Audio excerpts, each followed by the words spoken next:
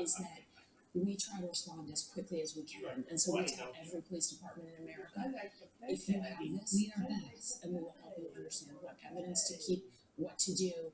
We believe we can stop the next person from dying if we can sell UV enough and stop that dealer from selling pills and every night fentanyl that's cut into cocaine or right about methamphetamine 9:30. that would kill somebody. We got to take a short break.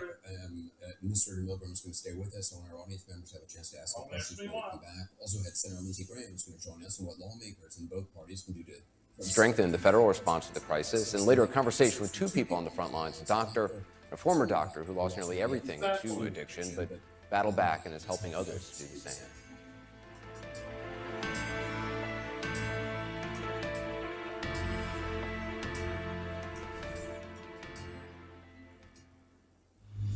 Anyway, thanks for getting rid of all those extra blocks. Experience the capability of the complete line of SUVs at the Invitation to Lexus sales event. The day you get your Clear Choice dental implants changes your struggle with missing That is strange for being the computer. It changes how you eat. Welcome DRUM4LIFE89 and 4 Land Law 202. It changes your smile and how others smile at you. Clear Choice Network doctors have changed over 100,000 lives with dental implants, and they can change yours too. Because a Clear Choice day changes every day. Schedule a free consultation. You are crazy. Your best defense against erosion and cavities is strong enamel. Nothing beats it. New Pro Enamel Active Shield actively shields the enamel to defend against erosion and cavities. I think that this product is a game changer for my patients. It really works. Let's get started. Bill, where's your mask? I really tried sleeping with it, everybody. I changed Ozzy's command. Inspire. No mask? Just sleep. Learn more and get important safety information at inspiresleep.com. My asthma felt What are you anything but doing, normal. Ozzy? Is that Alex? It was time for a new. Yeah, it's Ozzy. Nucala is a once monthly. He's become Mr. Lovey-Dovey the past few days. Oral steroids. Weather 53,716. Get help right away. Weather for Madison. Conditions are partly cloudy with a temperature of 35 steroids to C. by your doctor. The wind is blowing from the east at 9 miles per hour, 14 kilometers You become per hour. something else, you know that? You have. 49%. You become a friendly guy. Yeah. Hey, man. Nice base. Daddy's gonna go get him some tea, so. You can save hundreds for Ow! Ouch! They customize your car insurance, so you only pay for what you need.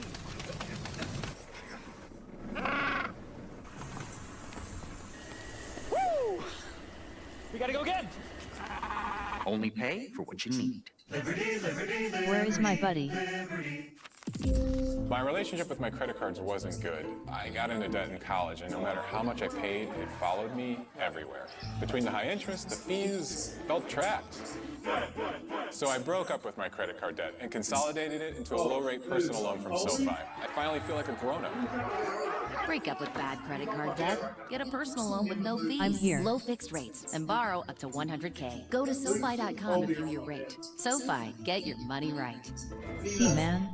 GetRefunds.com, powered by Innovation Refunds, can help your business get a payroll tax refund even if you got PPP. And it only takes 8 minutes to qualify. I went on their website, uploaded everything, and I was blown away what they could do.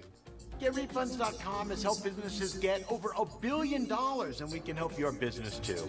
Qualify your business for a big refund in 8 minutes. Go to GetRefunds.com to get started. Powered by Innovation Refunds. Realtor.com. Will we even afford this house? Maybe Jacob can finally get a job. The House Whisperer. This house says use Realtor.com to see homes in your budget. You're staying in school, Jacob. Realtor.com to reach their home.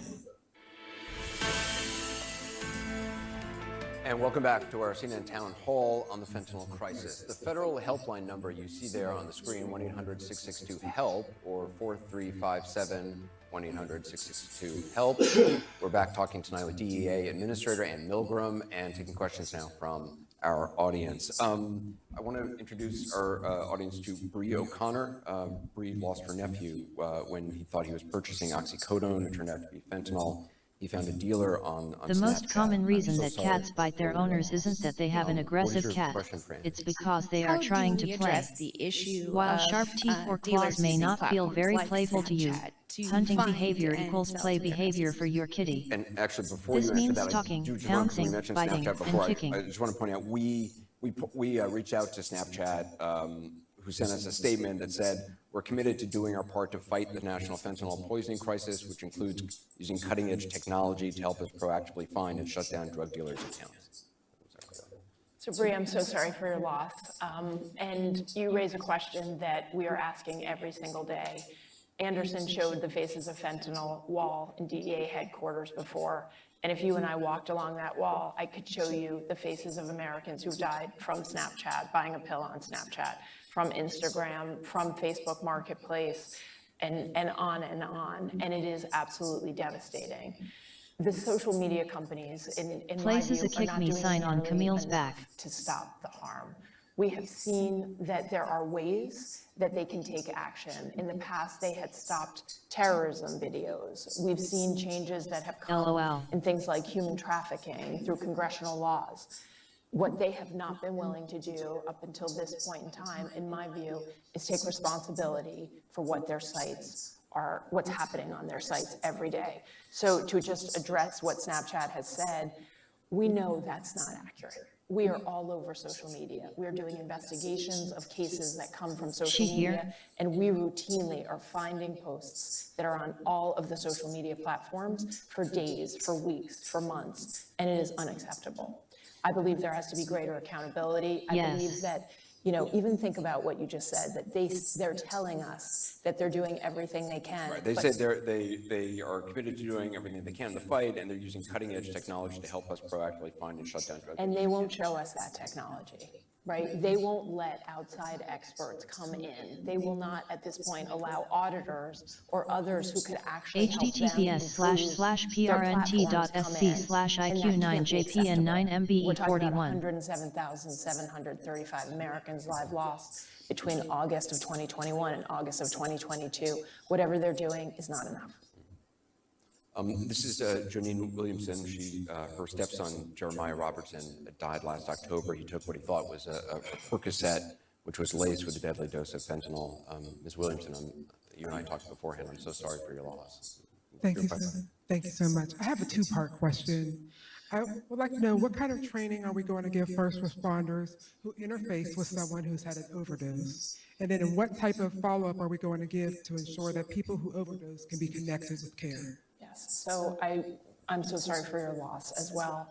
And I just want to say also how inspiring it is to me that all of you are taking incredible tragedies and raising awareness, because I don't think there's anything more important that all of us can be doing than talking about the harm and what we're seeing. So in terms of training for first responders, every single DEA agent in America carries naloxone. I carry it as well. And we are going to offer training for police officers and EMT on not only this, but also how to respond to a drug poisoning, what they can and should do. The first moments matter enormously, and so we want to do that. The other question you asked, I think one of the things that we are very focused on at DEA is how do we expand access to treatment as well across the United States for people who have substance use disorder. So we've been working on expanding access to medication for opioid use disorder.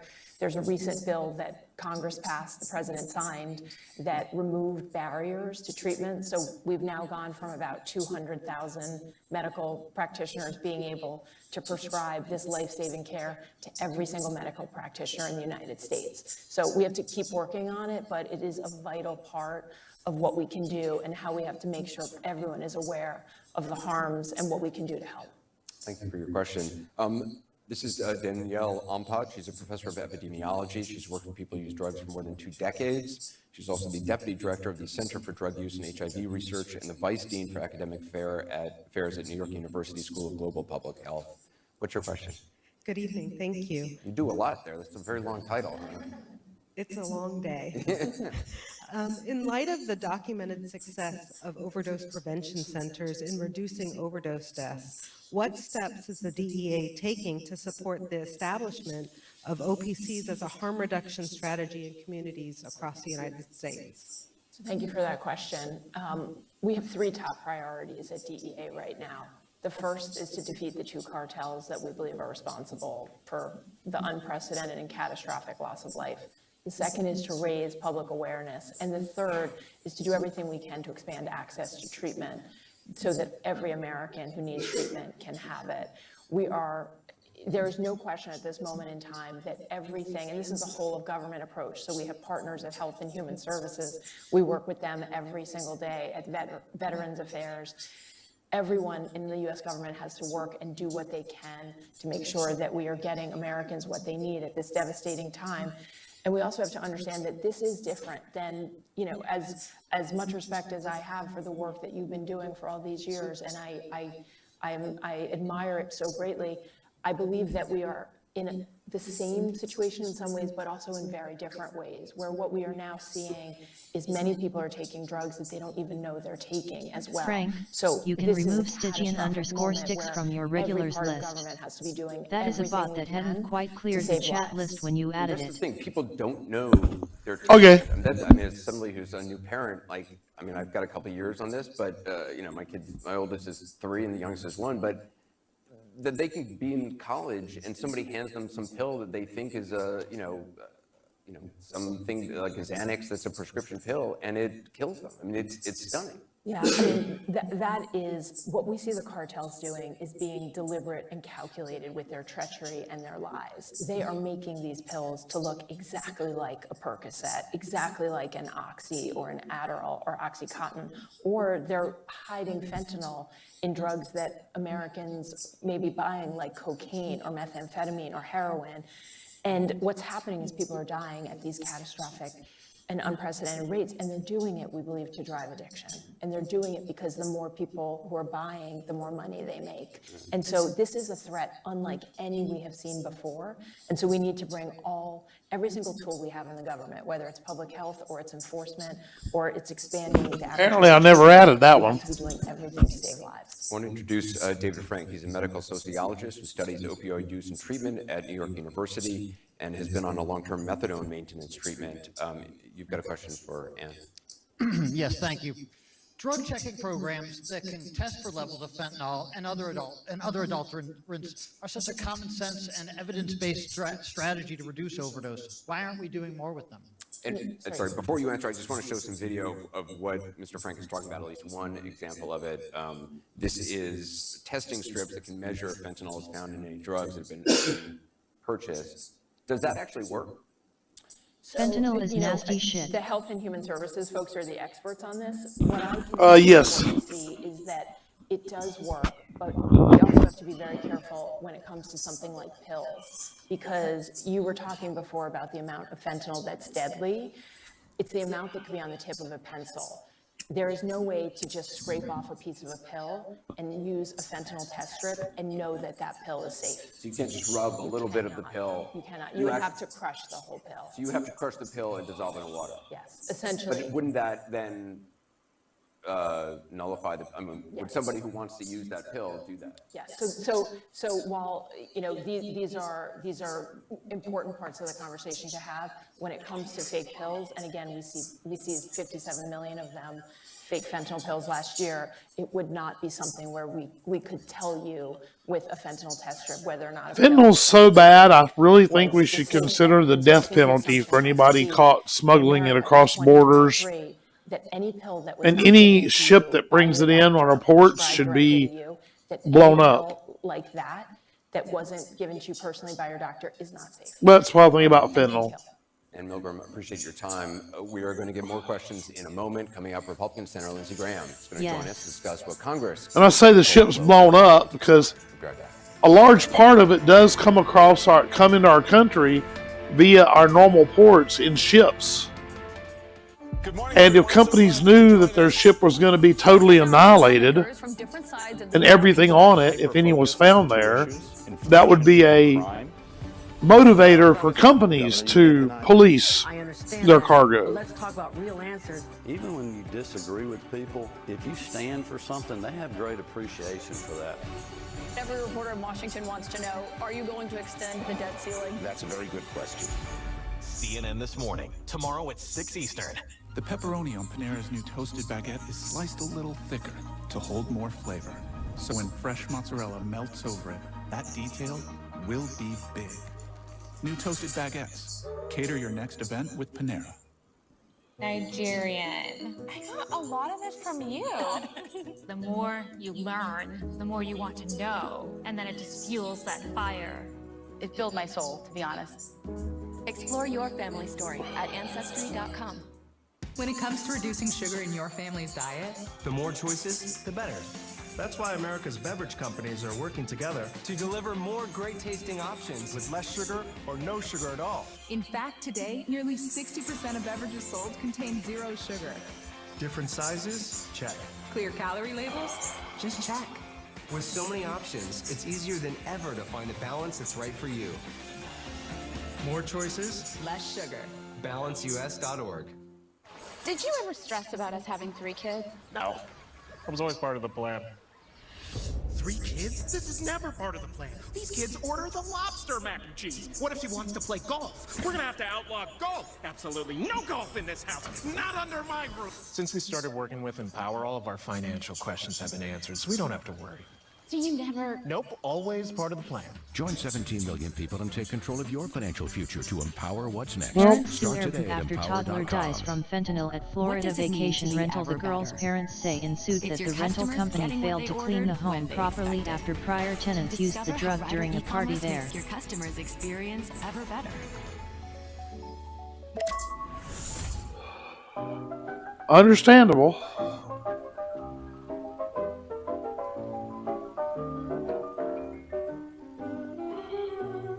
For the life you're making, Etsy has it. Tomorrow on CNN Primetime. Since the war began, he has spoken out right here. And now, more than a year into the fight, President Zelensky is back for a 1-hour exclusive interview with Wolf Blitzer. Why he says Ukraine will prevail. The Zelensky interview, tomorrow at 9. Today, women with nighttime urinary incontinence don't have to wake up wet. Introducing the PureWick system. An innovative breakthrough system for managing female urinary incontinence at night. Morning, Mom. Good morning. How did you sleep? Better, thank you. Oh, I'm so glad. Okay. The PureWick system works outside the body to draw urine away, helping to keep skin dry and control odor. The PureWick system is a non-invasive option for management of moderate to severe urinary incontinence, helping to reduce the need for multiple changes at night or trips to the bathroom. Now, staying dry can be one less thing to lose sleep over. Call 800-401-4812 or go to PureWickAtHome.com to see how you can save up to 10%.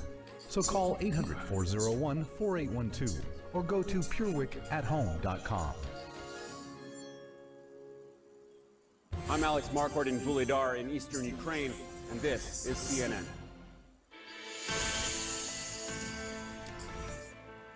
And we're back with our CNN Town Hall, America Addicted, the Fentanyl Crisis. We heard from DEA Administrator Ann Milgram before the break. Right now, what lawmakers may be able to do. Our next guest is Republican Senator from South Carolina who's co-sponsoring a bill to try to reduce the supply of fentanyl and similar substances known as fentanyl analogs. It would make permanent their classification as Schedule I drugs. I'm joined now by Senator Lindsey Graham. Senator Graham, I appreciate you joining the conversation. Talk about what you and Senator Cotton of Arkansas have introduced as legislation on fentanyl. Well, number one, fentanyl is a weapon of mass destruction more than it is a drug. I mean, the people in your audience have suffered terrible losses, and we're not doing enough about it. So Schedule I is the highest level you can put a drug on in terms of punishment. Fentanyl is due to come off that schedule at the end of the year. That's ridiculous. So we're going to keep it on Schedule I, but I want to do more than that. The drug cartels that are sending this poison into our country need to be considered terrorist organizations. The law enforcement model is not working. This is not working. So we need to take a different approach.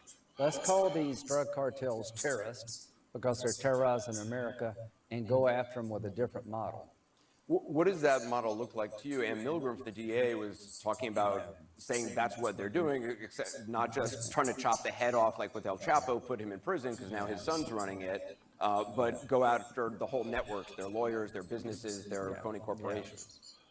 Well, what they're doing is not working because there are 14,700 pounds of fentanyl seized in 2022. We're at over 12,000 already in 4 months of the 2023 fiscal year. So what would I do? Foreign terrorist organization designation to drug cartels allows us to have extraterritorial jurisdiction to go after them more aggressively. What did Bill Clinton do when it came to the Colombia cocaine problem?